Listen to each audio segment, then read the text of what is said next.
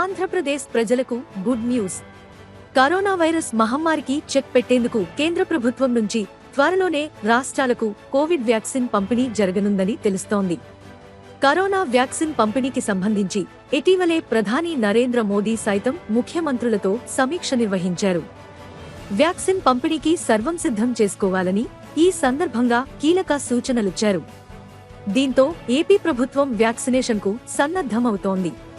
Covid vaccine డోసులు వచ్చిన వెంటనే తొలి విడతగా 1 కోటి మందికి టీకా వేసేందుకు కావాల్సిన మౌలిక వసతులను సమకూరుస్తోంది.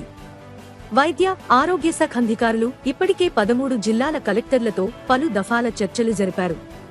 ఇందులో భాగంగా రాష్ట్ర వ్యాప్తంగా 4762 కరోనా వ్యాక్సిన్ పంపిణీ కేంద్రాలను ఏర్పాటు చేసి తొలి 30 రోజుల్లో మొత్తం 1,42,857 సెషన్స్ నిర్వహించనున్నారు.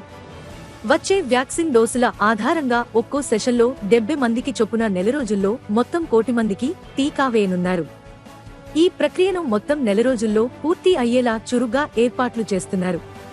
ముందుగా ప్రభుత్వ, ప్రైవేట్ హెల్త్ కేర్ సిబ్బందికి, అంగన్వాడీ వర్కర్స్ కు టీకా వేయనున్నారు. ఆ తర్వాత పోలీసులు, శానిటేషన్ వర్కర్లు, వృద్ధులు, దీర్ఘకాలిక వ్యాధులతో బాధపడేవారికి వ్యాక్సిన్ వేస్తారు. టీకా వేయించుకున్న 6 నుంచి 8 వారాల తర్వాత యాంటీబాడీస్ వృద్ధి చెందే అవకాశముందని, అంతవరకు జాగ్రత్తగా ఉండాలని వైద్యులు సూచిస్తున్నారు. కాగా కోవిడ్ టీకా నిర్వహణకు కేంద్ర ప్రభుత్వం మార్గదర్శకాలు విడుదల చేసిన సంగతి తెలిసిందే. కరోనా నివారణ వ్యాక్సిన్, పలు స్థాయిల్లో టీకా నిర్వహణ, మానవ వనరులు వారికి శిక్షణ కోసం కొన్ని సూచనలు చేసిన కేంద్రం Covid vaccine intelligence network CoWIN software vaccine అందించే ప్రక్రియ, టీకా నిల్వలకు సంబంధించిన శీతల గిడ్డంగుల వ్యవస్థ నిర్వహణ, టీకా దుష్ప్రభావమెదుర్కోవడం, పర్యవేక్షణ వంటి అంశాలకు సంబంధించిన విషయాలను కేంద్ర ప్రభుత్వం మొత్తం 113 పేజీల మార్గదర్శకాలలో పొందుపరిచింది. కరోనా వ్యాక్సినేషన్ కార్యక్రమంలో మొత్తం మంత్రిత్వ శాఖలను భాగస్వామ్యం చేయడంతో పాటు వ్యాక్సినేషన్ ప్రక్రియలో వాటి పాత్ర ఏ విధంగా ఉండాలనే విషయంపైన స్పష్టమైన సూచనలు చేసింది.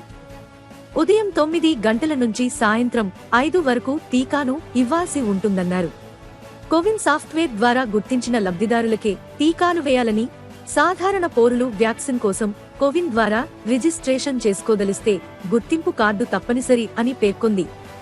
ఇక కేంద్ర మంత్రి ప్రకాశ్ జావడేకర్ సైతం భారత్లో త్వరలోనే కరోనా వ్యాక్సిన్ అందుబాటులోకి వస్తుందని సోమవారం ప్రకటించారు. అంతర్జాతీయ కరోనా వైరస్ షార్ట్ ఫిలిం ఫెస్టివల్లో పాల్గొన్న ఆయన కరోనా వ్యాక్సిన్ 2వ డోసు తీసుకునే వరకు నిర్లక్ష్యం వహించకూడదని విజ్ఞప్తి చేశారు. కరోనా వైరస్ వ్యాక్సిన్ భారత్లో త్వరలోనే అందుబాటులోకి వస్తుంది. వ్యాక్సిన్ తీసుకున్న తర్వాత శరీరంలో యాంటీబాడీలు ఉత్పత్తి అవుతున్న సమయంలో 2వ డోసు తీసుకునే వరకు ఎవ్వరూ నిర్లక్ష్యం వహించవద్దని ప్రతి ఒక్కరికి విజ్ఞప్తి చేస్తున్నా అని పేర్కొన్నారు. కరోనా వ్యాక్సిన్ అందుబాటులోకి వచ్చిన వెంటనే పంపిణీ చేపట్టేందుకు అన్ని రాష్ట్రాలు సమాయత్తమవుతున్నాయని, దీనిపై ఇప్పటికే కేంద్ర ఆరోగ్య మంత్రిత్వ శాఖ మార్గదర్శకాలు విడుదల చేసిందని వివరించారు.